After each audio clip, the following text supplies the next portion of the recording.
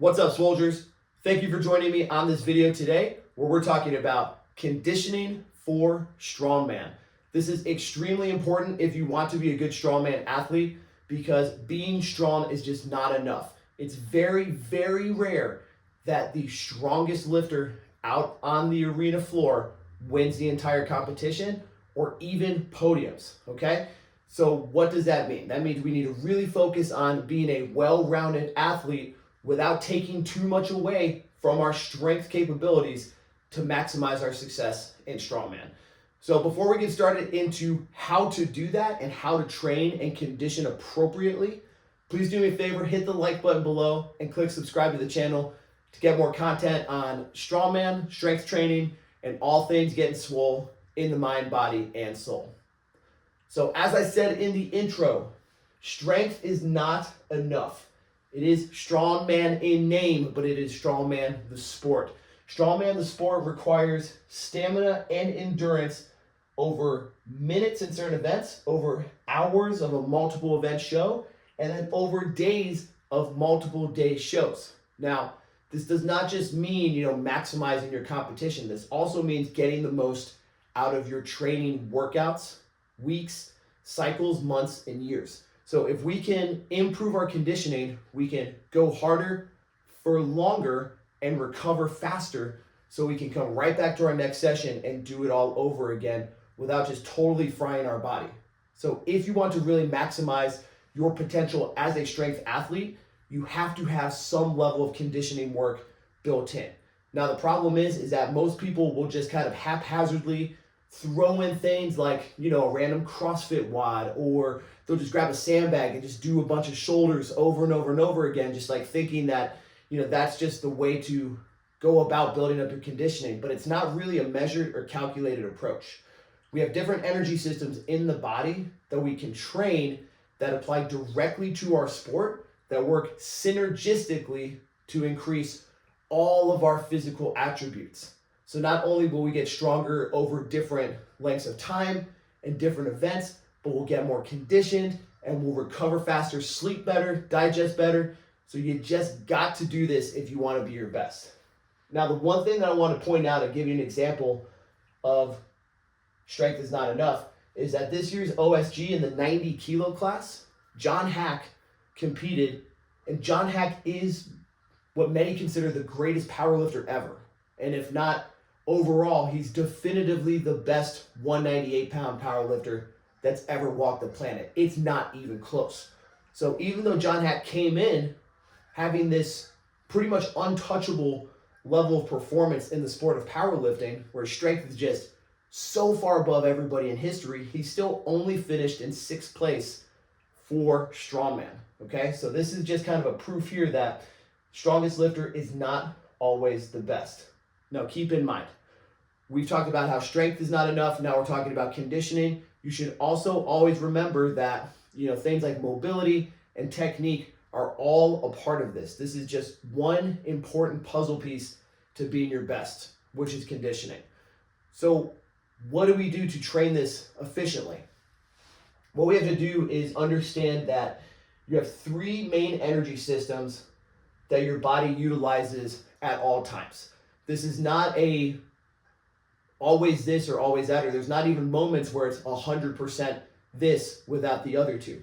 They're always working at some level of, interchange and in conjunction with each other. So we do need to train all 3 of these in order to elevate our overall capabilities. But let's discuss what they are. First is the ATP and PC system. So this is really just the short, explosive burst type of movement, right? So this would apply in strongman in max lift type events and sprints. So anywhere from like 1 to 2 to 3 seconds up to about 15 to 20 seconds is where you're going to have this ATP system working for you, okay?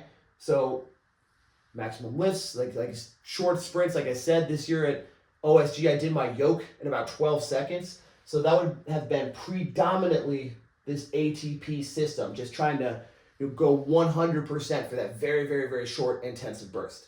Now I want you to remember, a true sprint by definition is something that can only be done for that very, very small amount of time. So if somebody's describing you a 30-second or 45-second sprint, biologically, physiologically, that's just not how it works, because your body's going to convert from this system into the glycolytic system, right? So that's the next one. Now this works after the ATP PC system, and it will work up to like 120 seconds in length. So this is the medium length zone. And this applies to strongman when you have things like carries. A lot of times you have like a max distance event, or something that's going to last you about 60 to 90 seconds, such as a medley or a rep out, right? So we're covering already between these two, you'll pretty much have every single type of event in strongman somewhere predominantly with the ATP or the glycolytic system, right? Now the thing is there's a third one that works for you, and that's the aerobic system. So this is more commonly trained in like runners and endurance athletes, but strongmen, even though it's very unlikely you're ever going to do anything over 2 minutes, but you still need to train this because this helps your recovery between events over the day or days, and over training sessions and training blocks. So this is what's going to allow you to just deliver nutrients, oxygen, and recovery through your body when you're not actually training. So when we have those really, really intense moments in competition where we go really hard for 60 seconds, I'm sure you've maybe been in that situation, or at least you've seen others where they go really hard in an event and they just cannot recover. That's probably because they're not really doing a lot of work in this aerobic zone, okay? So once again, that's really applying the most to how are you doing over the course of the full day or the full competition, or even on a bigger scale over a week of training, over a month of training. So consider that if we are really good at utilizing these systems, if we train them to where our output is very high, we're able to maintain high power output, and then we're able to recover really well between events, sessions, days, etc. We're going to just have a higher output on every single session. Our whole workout's going to be better, which means the next workout will be better, which means our training blocks will be better, which means we'll come into competition stronger and fitter, and it just continues to roll onto itself. You're giving yourself several extra steps in your training forward than where you would be if you don't train conditioning. So as we look through all of these, here's kind of the general overview on how to train for these things, right?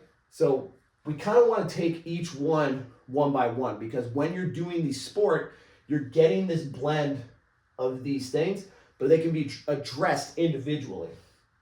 Now with these ATP short explosive bursts and sprints, we want to be in this high intensity zone where we're doing really short intense intervals such as sprints. And if you want to go as far as to get a heart rate monitor, we're looking for 90% or greater of your max heart rate. Now, as a general approximation, if you want to know your max heart rate, it would be the number 220 minus your age. So then you would take 90% of that and try to get above that number to train in this ATP PC system. But what we would want to do is allow yourself full recovery in between some of these sets. So you could do something like 6 to 8 sets of a 10 to 15 second all-out sprint. I really like things like an assault bike or just literal sprints. If you have somewhere where you can sprint in sand, even better. But something that is 100% maximum effort. And then you want to give yourself 90 to 120 seconds of rest to try and get as much recovery as possible. Now, of course, if you're not very conditioned and you're just starting out one of these programs, this will be pretty hard at first. I mean, it should be hard anyways, because as you get more powerful and more conditioned, you're going to be able to put out more. But still, be a little forgiving and always consider that we want to progress every week. It doesn't need to be, an A+ performance. It just needs to be something that we can set, track, measure, and improve. So that's how we would do this ATP PC system. High intensity sprints.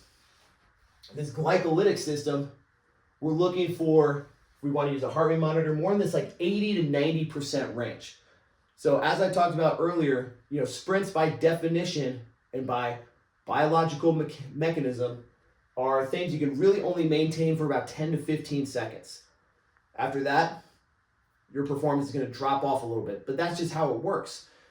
So for this glycolytic system, we're looking for things in this 30 to 60 or up to 90-second effort where we can sustain as high of a level as possible for that time frame, and then be generous on your rest. You could go 60 to 90 seconds, but we're looking for, again, minimum 30 up to 90, even kind of up to 120 seconds of sustained intensity. And this is something you're really gonna have to kind of figure out for yourself. So you can try things like circuits. This is a good one where you can start to work in some strongman implements. Like farmer's walks are always really a good one for this. Some sandbag carries, some shoulders, even lighter yoke carries are really tremendous to kind of use in a circuit where you're not having to go into this higher intensity zone, right? So finally, we're going down into the aerobic system. Now, a lot of people talk about zone 2 training online, and this is what the aerobic system is. This is a long duration round where we're going to be working for 65 to 75% of our max heart rate.